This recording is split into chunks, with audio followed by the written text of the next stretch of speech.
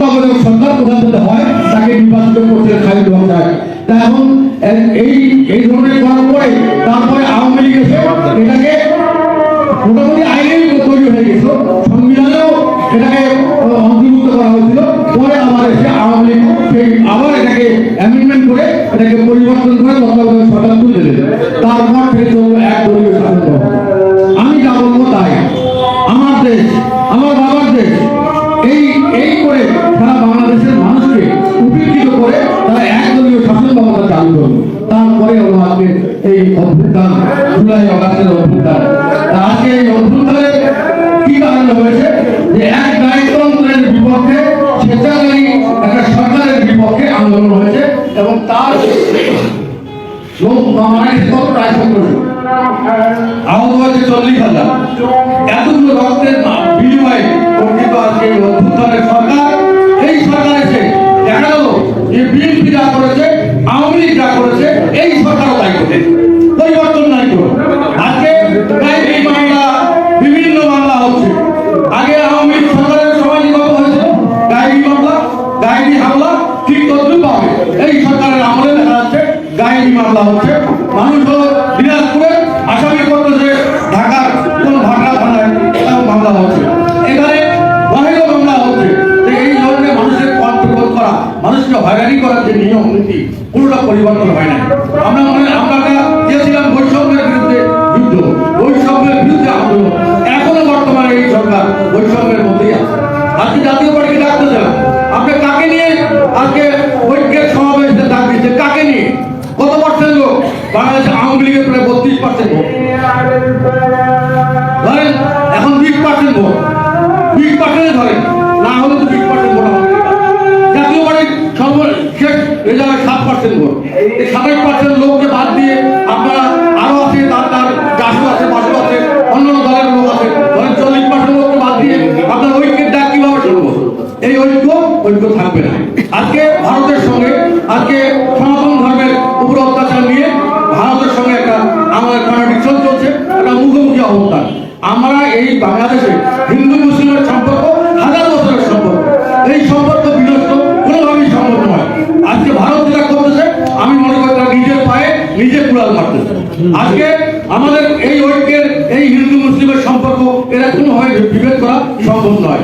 ওই ইন্ডিয়া বসে উস্কানিদাররা আজকে মোদী সরকারের একদম, যারা হিন্দুত্ববাদে বিশ্বাস করে, তারা একটা আর্টিফিশিয়াল ক্রাইসিস তৈরি করার জন্য বাংলাদেশের রাজনীতিকে, বাংলাদেশের মাটিকে অস্থিতিশীল রাখার জন্য তাদের যে ঘৃণ প্রচেষ্টা, এই প্রচেষ্টা আমরা তীব্র নিন্দা এবং ক্ষোভ জানাচ্ছি। আসলে আমরা যখন ঐক্য হবে, বাংলার সমস্ত মানুষ নিজে, আমরা চাই ভারতের সঙ্গে সম্পর্ক ভালো থাকবে। তারা আমার ক্লোজ নেইবার, আমার 3 পাশে ভারত, আমরা তার সঙ্গে যুদ্ধ করতে চাই না, তাদের সঙ্গে সম্পর্কের অবনতি করতে চাই না। আমরা চাই একটা সম্মানজনক অবস্থান। আমাদের দেশের স্বার্থ জলাঞ্জলি দিয়ে কোনো ধরনের ঐক্য নয়, দেশের স্বার্থ ঠিক রেখে সম্মানজনক সম্পর্ক থাকবে ভারতের সঙ্গে। কিন্তু আজকে দেখা যাচ্ছে আমাদের দূতাবাসে হামলা, আজকে আমাদের বিভিন্ন জায়গায় যারা জাতীয় পতাকার অবমাননা, জাতীয় পতাকা ছেড়ে হচ্ছে, এটা কিন্তু জেনেভা কনভেনশনের পরিপন্থী। সেজন্য আমরা মনে করি যে এখান থেকে ভারতকে সরে আসার জন্য অনুরোধ জানাচ্ছি। আপনাদের সঙ্গে সম্পর্ক বন্ধুত্বের সম্পর্ক, আপনাদের সঙ্গে সম্পর্ক সম্মানের সঙ্গে সম্পর্ক, আপনাদের সঙ্গে সম্পর্ক আপনার দেশের স্বার্থ আপনি দেখবেন, আমাদের দেশের স্বার্থ আমরা দেখব। এই সম্পর্ক আমরা এগিয়ে নিয়ে যেতে চাই। প্রতিবেশীর সঙ্গে প্রতিবেশীর আচরণটা আমরা আশা করি, আজকে সেখানে হচ্ছে না। যেমন সরকার বৈষম্য করতেছে, সেখানে পার্শ্ববর্তীদের উস্কানিমূলক ঘটনা করে আজকে বাংলাদেশকে অস্থিতিশীল করার জন্য প্রচেষ্টা করছে। এখানে আমাদের সোচ্চার হতে হবে, আমাদেরকে সবসময় প্রস্তুত থাকতে হবে। যে কোনো সময় যে কোনো আন্দোলনের ডাক আসবে, সেই আন্দোলনে আমাদের ঝাঁপিয়ে পড়ার জন্য ঐক্যবদ্ধ থাকতে হবে। আজকে হয়তো ইউনুস সরকার, যিনি ইন্ডিয়ান গভর্নমেন্টের প্রধান, তাকে আমরা অনুরোধ করবো, আপনি চোখ কান বন্ধ করে থাকিয়েন না। আমরা ছোট ছোট কচি বাচ্চাদের কথা শুনে আপনি দেশকে বিভক্ত করার একটা চেষ্টা করতেছেন। দেশকে এভাবে আমরা যদি ঐক্যের ডাক দেন, সমস্ত মানুষের অংশগ্রহণ থাকবে। আজকে যদি মনে করি আওয়ামী লীগের দোষর হিসাবে জাতীয় পার্টিকে তারা ট্রিট করতেছে, কিভাবে জাতীয় পার্টির দোষর হয়? 14 সালের নির্বাচনে আজকে বিএনপি, আজকে অন্যান্য জামাতে ইসলাম, জন্মনাই, অন্যান্য যারা দল আছে, তারা চেয়েছিল, তারা কি চেয়েছিল যে একটা অংশগ্রহণমূলক নির্বাচন হবে, তত্ত্বাবধায়ক সরকারের দাবিতে এক হবে, তাছাড়া কোনো নির্বাচনে যাওয়া যাবে না। হোসেন মোহাম্মদের শাহ সেদিন তার নির্বাচন থেকে সরে আসছিলেন। 293টা আসনে জাতীয় পার্টির মনোনয়ন বিক্রয় হয়েছিল, সে জায়গায় 242 জন, 252 জন, 54 জন লোক, 254 জন লোক মনোনয়ন প্রত্যাহার করেছে। প্রত্যাহার করার পরে আর থাকলো 42 জন। জাতীয় পার্টিতে কিছু দালাল আছে, যারা সবসময় জাতীয় পার্টি তো জন্মের পর থেকে দুটা গ্রুপ, একটা রসনের সাথ, একদিকে এরশাদ সাহেব। রসনের সাথ 42 জন লোককে নিয়ে নির্বাচনে গেলেন। তখন হোসেন মোহাম্মদ এরশাদকে যখন বাড়ি থানার অফিস থেকে তার বাড়ি থেকে তাকে যখন গ্রেপ্তার করা হলো, তাকে যখন নিয়ে যাওয়া হলো, কই বিএনপি আপনাদের কথা বললেন না? আপনাদের এজেন্ডা বাস্তবায়নের জন্য তারা নির্বাচন থেকে হোসেন মোহাম্মদ সরে আসছিল, আপনারা তো করলেন না।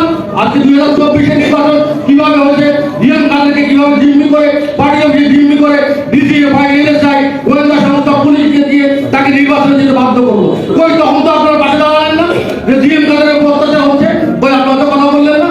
তা আজকে 2018 সালে তো আপনারা ভোট করছেন, তাহলে জাতীয় পার্টি আওয়ামী লীগের দোষর হলো কিভাবে? আপনারা আজকে দোষর হিসাবে চিহ্নিত করে জাতীয় পার্টিকে আইসোলেটেড করার জন্য চিন্তা ভাবনা করছেন। আপনাদের স্বপ্ন কোনোদিনই পূর্ণ হবে না। জাতীয় পার্টি ছাড়া বাংলাদেশে কোনো নির্বাচন হবে না ইনশাআল্লাহ। তা আমরা সেই হিসাবে আমাদের দলকে সংগঠিত করে প্রত্যেকটা এলাকায় এলাকায় জাতীয় পার্টির দুর্গে পরিণত করতে হবে।